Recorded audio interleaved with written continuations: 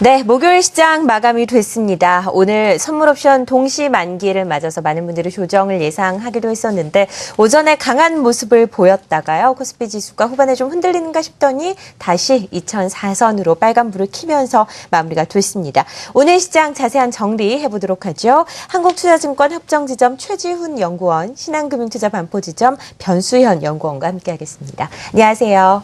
안녕하세요. 네, 시장이 정말 강합니다. 외국인들의 매수도 매수고 투신권에서 매도 우위를 보이고 있는 것은 크게 영향을 미치지 않을 정도로 시장이 단단한 모습을 보여주고 있는데요. 오늘 코스피부터 특징적인 흐름 확인해 볼까요? 네, 오늘 시장 코스피는 다소 혼조세를 보였습니다.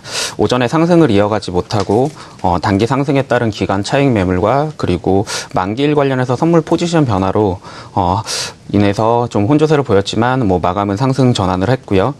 최근 상승에 동참하지 못했던 음식료주 그리고 태양광 관련된 종목들 상승이 특징적이었고 최근 강한 상승을 보인 업종 및 종목 중심으로 단기 차익 매물 실현으로 인해서 조정을 보였습니다.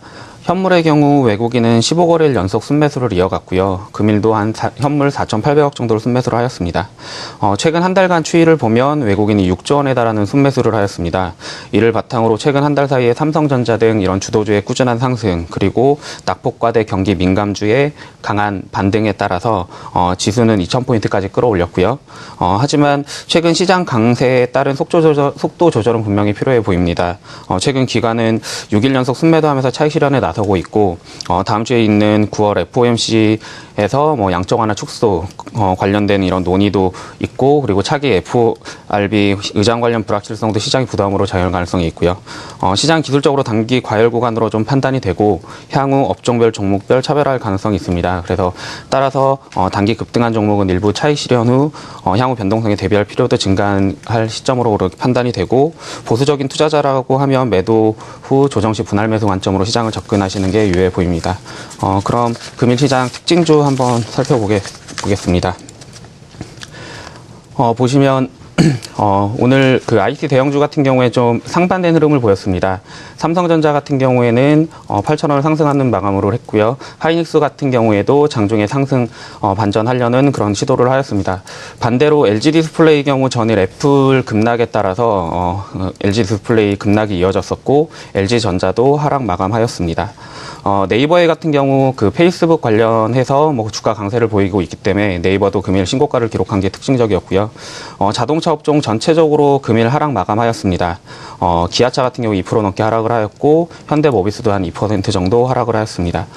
그 외에 이제 정유주 그리고 건설주 같은 경우에는 최근에 상승폭이 컸던 GS건설이 하락폭이 컸고 반대로 현대산업이나 한라건설 같이 국내 건설 경기 회복에 기대가 되는 중소형 건설회사들 상승이 눈에 띄고요.